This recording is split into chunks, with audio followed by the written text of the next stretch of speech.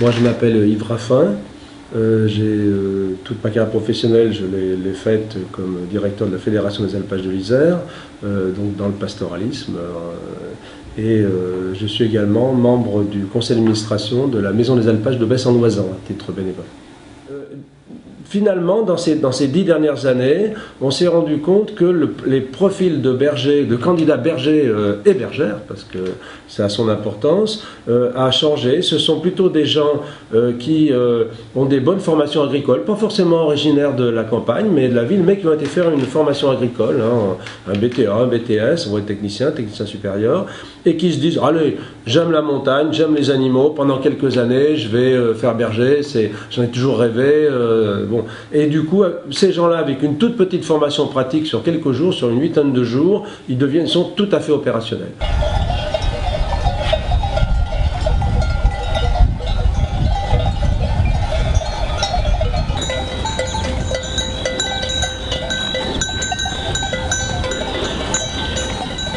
J'ai découvert ce métier avec un copain et ça m'a plu et du coup j'ai voulu le faire, continuer à le faire. Parce que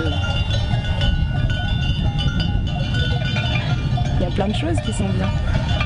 Travailler avec les animaux, être en pleine nature. J'ai fait la formation en fait de la mode Servolex à Chambéry l'année dernière. J'étais en stage ici et puis voilà, je suis revenue ici pour travailler. Donc, je m'appelle Marcel Roux, je suis un enfant du pays, puisque j'ai passé toute mon enfance jusqu'à l'âge de 13 ans, et maintenant j'accompagne les sorties des maisons des alpages depuis 2 ou 3 ans. Ben, les gens viennent chercher l'ambiance des montagnes, d'abord, on a l'impression que c'est ça. Ensuite, si on rentre un peu plus dans le détail, ils viennent voir comment vivent les gens en montagne et surtout comment vivent les bergers, comment ils passent leur journée avec leurs troupeaux. Et ça, chaque fois que nous arrivons chez le berger, comme nous les avons prévenus d'avance, ils sont très contents de les accueillir et de leur expliquer leur métier du matin jusqu'au soir, ce qu'ils font avec leurs moutons, leurs chiens, etc.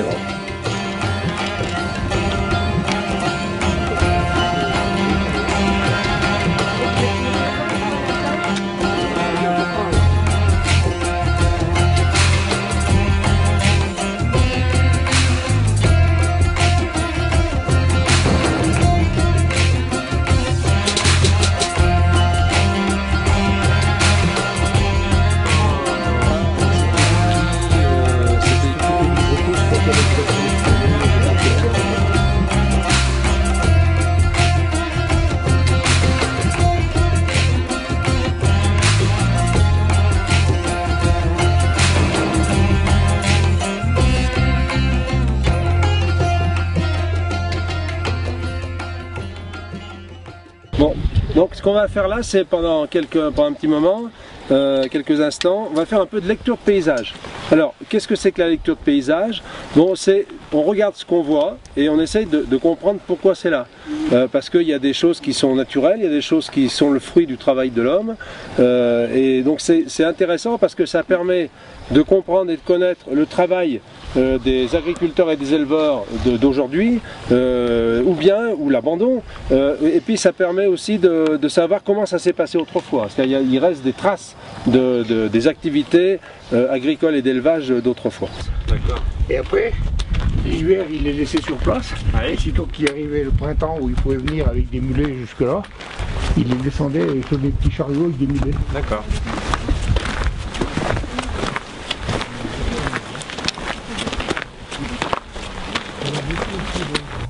En fait, je pourrais dire que pour moi, j'ai toujours le même plaisir à regarder le paysage. Hein.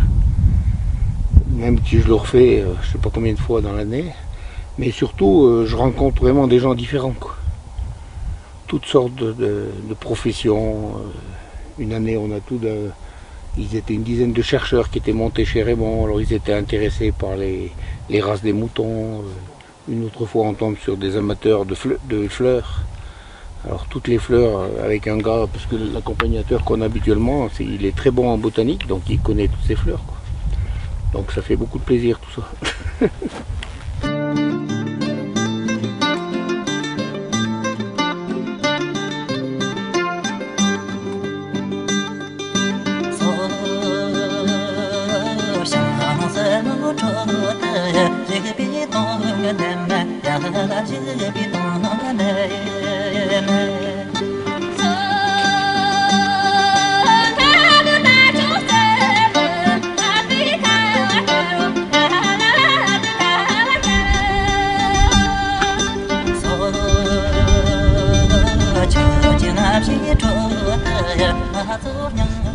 Dans cette maison des alpages à Besse, on est d'abord accueilli par Véronique.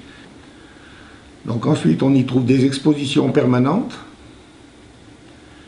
quelques expositions temporaires, une boutique où on y trouve quelques articles qui sont minutieusement choisis par Véronique, qui concernent toujours les alpages, et également quelques produits du coin, bien sûr, mais il y a notamment des sacs fabriqués par un berger, et ainsi de suite. Et ensuite, donc, il y a une visite du musée, et dans ce musée, on suit à peu près un peu la vie des gens, des habitants de Besse. Moi je viens de Normandie, Seine-Maritime, et je suis agriculteur. Donc c'est pour ça aussi qu'on a fait cette démarche de la journée pour pouvoir comparer nos systèmes d'exploitation, voir un petit peu l'agriculture en montagne par rapport à ce que nous on connaît. Alors je m'appelle Émilie Suron et je travaille à la Fédération des alpages de l'Isère. Aujourd'hui je suis venue parce qu'on travaille dans le cadre d'un programme qui permet de valoriser un petit peu toutes ces initiatives qui parlent du pastoralisme et qui permettent de partir à la découverte des pratiques pastorales, des alpages. Et c'est vrai que ce type d'événement, ça permet d'apprendre beaucoup de choses déjà sur des pratiques qui façonnent les paysages de montagne. Ça permet d'être plus actif sur ce qui se passe autour de nous. Et c'est un prétexte à la rencontre, à l'échange avec des gens d'ici.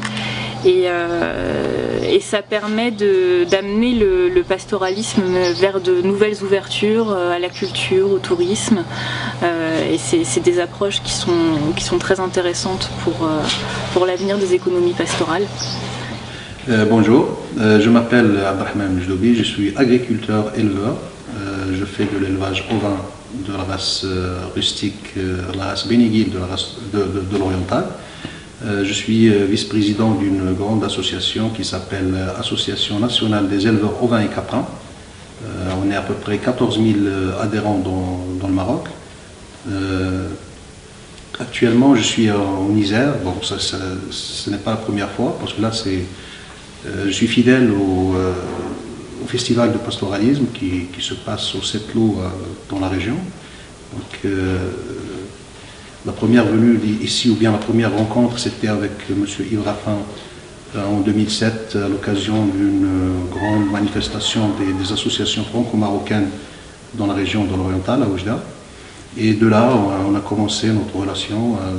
Et après, on s'est mis d'accord pour travailler en société civile entre deux associations, l'association Grésivaudan Oriental qui est siégée ici en Isère et l'association Maroc Oriental, de Maroc Oriental pour le développement durable, dont je suis le président, qui est dans l'Oriental. Donc on s'intéresse à tout ce qui est social, tout ce qui est festival, tout ce qui est manifestation culturelle et artistique. Bon, c'est pour l'échange entre les deux régions, la région de l'Isère et la région de l'Oriental, parce qu'il y a pas mal de choses qui se ressemblent, il y a beaucoup de choses qui se diffèrent. Donc, et de là, on est très satisfait pour venir et pour tisser des relations. Et par la même occasion, on est venu ici en délégation marocaine de 8 personnes, entre enseignants des lycées agricoles de l'Oriental et du lycée agricole qui existe ici dans ma région, à Saint-Imier. Et en même temps, pour tisser autre chose entre la communauté de communes du Grésivaudan et le conseil provincial de Gerada, avec la présence de monsieur le président du conseil provincial de Gerada. Il y a une vingtaine d'années est né le Festival du film Pastorisme et Grands Espaces dans le Grésivaudan, hein, donc dans la vallée du Grésivaudan, en partenariat avec une station qui s'appelle la station des Sept Lots. Il faut lui rendre hommage parce que les premières éditions du festival ont été entièrement financées par la station. Donc ce festival ne serait pas né sans l'aide de la station. Et donc tous les 2 ans, à peu près 25 films sont sélectionnés pour 4 jours de projection, et on a ainsi entre 8 et 10 films qui sont les meilleurs de l'année, hein, avec un jury international, avec des délégations étrangères qui viennent de tous les pays du monde, parce que ce qu'il faut dire, c'est que le pastoralisme, c'est la famille de méthodes d'élevage la plus partagée de par le monde. On retrouve du pastoralisme dans tous les continents. Chez nous, ça s'appelle des alpages, mais des transhumances, parce que là, on retrouve l'homo partout. Il y en a dans tous les pays du monde, et on en trouve au fin fond de l'Himalaya, bien sûr.